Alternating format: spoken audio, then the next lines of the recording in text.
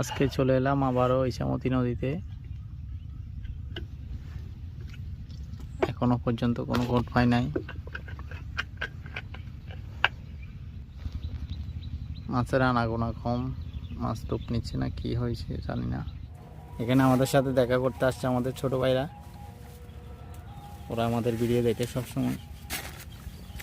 জায়গাটা খুবই সুন্দর, দেখা যাক কে হয়। এখন দুপুর 1:30, এখনো কোনো খবর নাই।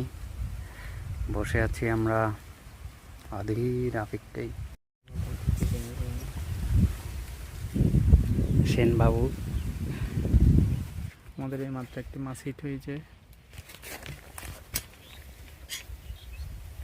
আর মাছ বরকিবে তোলো একাতে।